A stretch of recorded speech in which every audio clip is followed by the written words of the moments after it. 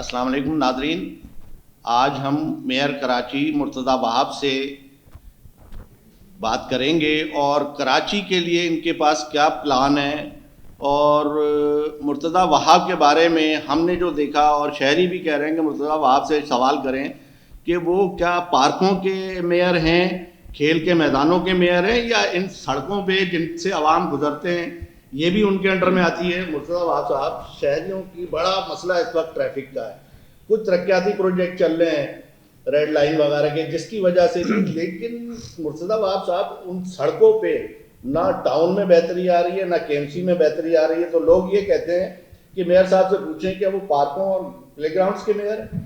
چلیں، تو کمپلیمنٹ آپ مجھے دے رہے ہیں کہ کم از کم میں نکما میئر نہیں ہوں، کچھ تو کر رہا ہوں، کیونکہ ماضی میں تو لوگ یہ کہتے تھے میں کچھ کر ہی نہیں سکتا ہوں، تو کم از کم آپ نے اس بات کا، یا پبلک اس بات کا اعتراف کرتی ہے کہ پارکوں پہ، پلے گراؤنڈس پہ، اسپورٹس فیسلٹیز کے اوپر کام ہو رہا ہے۔ دیکھیں، سڑکوں کی آپ کی بات درست ہے، جو حالت ظاہر ہے وہ بڑی خراب ہے، اس کی سچویشن کو بہتر کرنے کی ضرورت ہے۔ کراچی شہر کی جو میجر شاہراہیں ہیں، 106 سڑکیں ہیں جو کے ایم سی کی حدود میں آتی ہیں، ان کی بائی اینڈ لارج سچویشن ٹھیک ہے، میں آئیڈیل نہیں کہوں گا، ہاں اس کے اندر بھی کچھ شارٹ کمنگز ہیں جن کو بہتر بنانے کی ضرورت ہے، لیکن بائی اینڈ لارج میں سمجھتا ہوں جو شہریوں کو اس وقت تکلیف ہے وہ اپنی گلی محلے کی سڑکوں سے ہے، جو کہ کے ایم سی کی جورسڈکشن نہیں ہے، وہ ٹاؤن کی جورسڈکشن ہے۔ بدقسمتی کے ساتھ لوگ اس چیز کو ایکسپلین نہیں کر پاتے یا وہ انڈرسٹینڈ نہیں کر پاتے کہ اگر لیاقت آباد کی گلی کوئی ٹوٹی ہوئی ہے، یا گلشن اقبال کی کوئی گلی ٹوٹی ہوئی ہے، یا صدر کی کوئی گلی ٹوٹی ہوئی ہے، کیماڑی کی، بلدیہ کی، اتحاد کالونی کی گلی ٹوٹی ہوئی ہے، تو وہ بنیادی کام وہاں کے ٹاؤن کا ہے، جو کہ ان سے پراپرٹی ٹیکس بھی لیتا ہے، جو ان سے ایڈورٹیزمنٹ کی مد میں پیسے بھی لیتا ہے، اور مختلف چارجز جو ہے ان سے لیتا ہے۔ جو ہماری جورسڈکشن ہے اس کے اندر ہم حتی الامکان کوشش کر رہے ہیں کام کرنے کی، اور انشاءاللہ مزید آپ کو اس حوالے سے بہتری نظر آئے گی۔ کچھ بڑے منصوبے ہیں کراچی شہر کے اندر پانی کے مسائل کو بھی حل کرنے کے لیے، روڈ کنجیشن اور انفراسٹرکچر کو بہتر کرنے کے لیے، انشاءاللہ وہ آپ دیکھیں گے، اس کے اوپر کام ہوتا ہوا آپ کو نظر آئے گا۔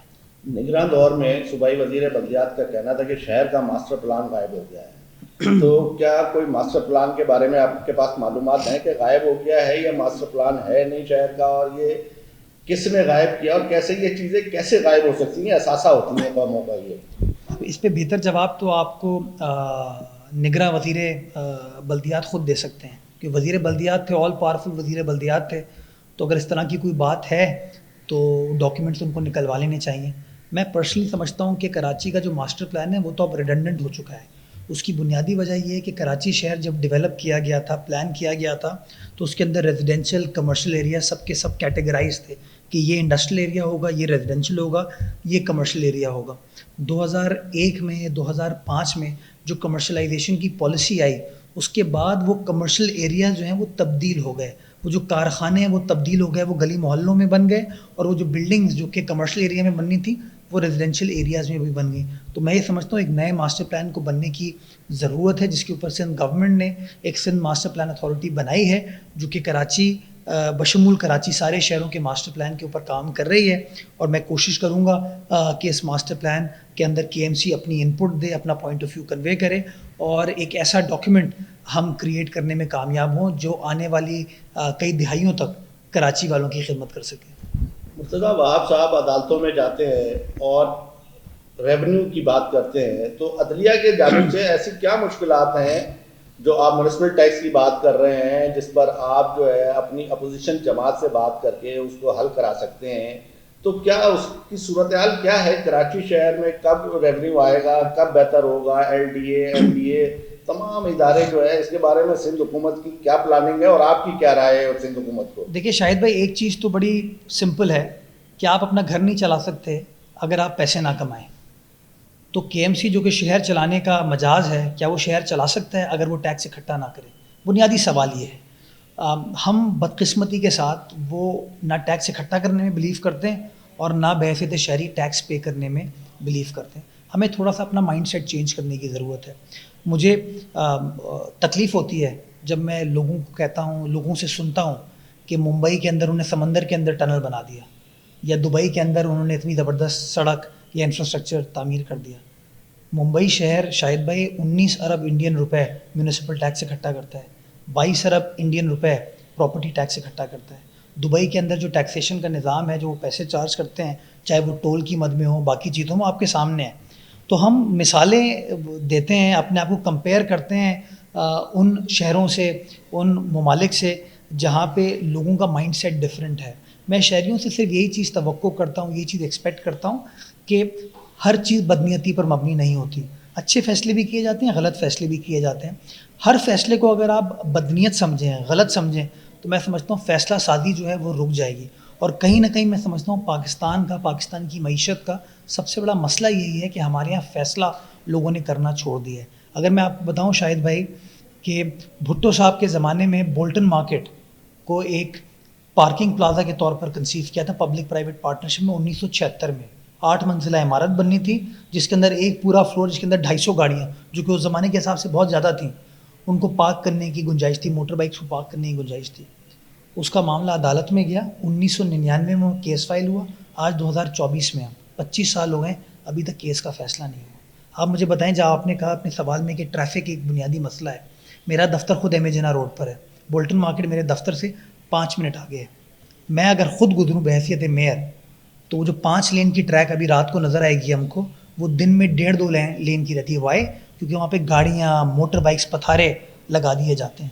تو اگر وہ سٹے نہیں ہوتا یا عدالت کا وہ کیس نہیں ہوتا اور وہ پارکنگ پلازا آج کھل جاتا ہے, تو میں آپ کو اس بات کی یقین دہانی کراتا ہوں کہ ابھی تو 2 منزلہ عمارت ہے, اس کو 8 منزلہ بنا کے اس کی پارکنگ سپیس کو بھی بڑھائیں اور ساری گاڑیوں کو آپ ڈائیورٹ کریں. بنیادی طور پر ڈیفیکلٹی یہ ہے کہ ہر فیصلے کے 2 پہلو ہوتے ہیں. ہم دوسرے پہلو کو دیکھے بغیر, سنے بغیر یک طرفہ طور پر اپنا مائنڈ بنا لیتے ہیں, اور اس مائنڈ کے بیسس کے اوپر کبھی کبھار عدالتوں سے بھی آرڈر ہو جاتا ہے. میرا مخالف تو میری مخالفت کرے گا, اس کا کام ہے مخالفت کرنا, لیکن اگر میجورٹی کوئی فیصلہ کر رہی ہے تو اس میجورٹی کے فیصلے کو پریویل ہونا چاہیے, انلیس کہ بدنیتی ثابت کر سکے. آپ نہیں سمجھتے کہ اس وقت جو ہے مرتضیٰ وہاب ایک اچھا چہرہ ہے, جس کی سیاسی جماعتوں نے ایڈمنسٹریٹر بنتے وقت بھی تعریف کی کہ ایک اچھا چہرہ ہے, اور اب کوئی مخالفت نہیں ہے اور بہتر ہوتے جا رہے ہیں حالات. اور اس وقت شہر کا ایک اور جو ہے آپ کا ساتھی, آپ کی پارٹی کا وزیر بلدیات بن گیا ہے.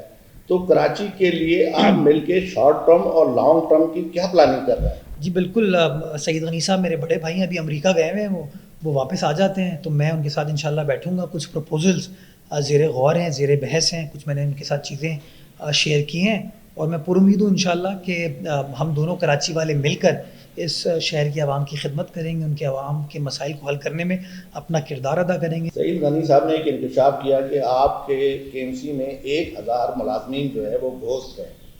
تو یہ گھوست ملازمین کیسے تنخواہیں لے رہے ہیں؟ کیا سسٹم میں کچھ بہتری؟ آپ نے کچھ اسٹیٹ ڈپارٹمنٹ میں کمپیوٹرائز کیا تھا, آتی چیزیں کی ہیں, تو کیا واقعی یہ صحیح بات ہے کہ 1000 ہیں یا اس سے زیادہ ہے؟ جب میں نے یہ سعید صاحب کا یہ اسٹیٹمنٹ نہیں دیکھا, نہ انہوں نے مجھ سے یہ بات ڈسکس کی.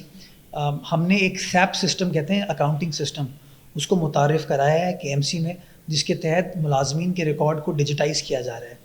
ہم نے جب اس کو ریکارڈ کو چیک کیا تو غالباً کوئی 100-125 لوگ ہیں, 150 لوگ ہوں گے جن کے شیڈی یا پیچی ریکارڈ آ رہے تھے. جب مزید تفصیلات میں تو غالباً 38 ایسے ملازمین ہیں جو کہ 2 تنخواہیں اٹھا رہے تھے.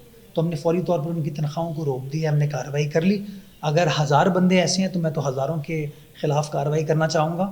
میں شاہد صاحب بڑا واضح طور پر یہ کہوں آپ کو, مجھے 9 مہینے ہو گئے میئر بنے ہوئے, میں نے ایک بھی ابھی تک بھرتی نہیں کی.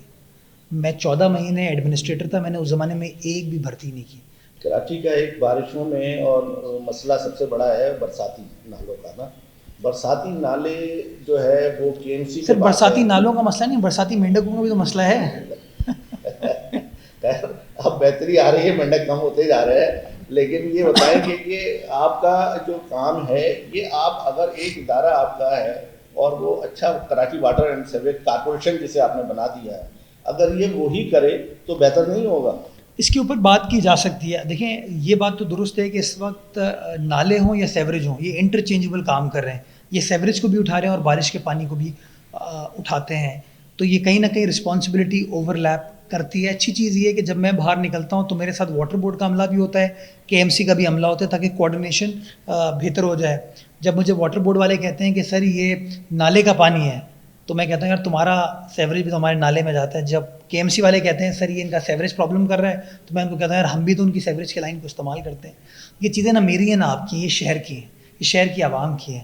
تو ٹارگیٹ انتظامیہ کا, حکومت کا یہی ہوتا ہے کہ جو بھی فیسلٹی ہے اس کو 1 پوائنٹ ایجنڈے کے لیے استعمال کیا جائے, اور وہ لوگوں کی خدمت, اور کوشش یہی کریں گے کہ خدمت کا سلسلہ ان واٹ ایور کیپیسٹی جس طریقے سے بھی کرنا چاہیں. اس میں میرا آپ کا پوائنٹ آف ویو مختلف ہو سکتا ہے, لیکن میں اور آپ ایک پوائنٹ پہ تو متفق ہوں گے نا کہ شہر کی عوام ڈیزرو کرتی ہے کہ ان کی خدمت ہو, اور ان کی خدمت ہونی چاہیے. اور انشاءاللہ میں بھی یہ کام کروں اور آپ بھی انشاءاللہ یہ کام کریں. بہت شکریہ.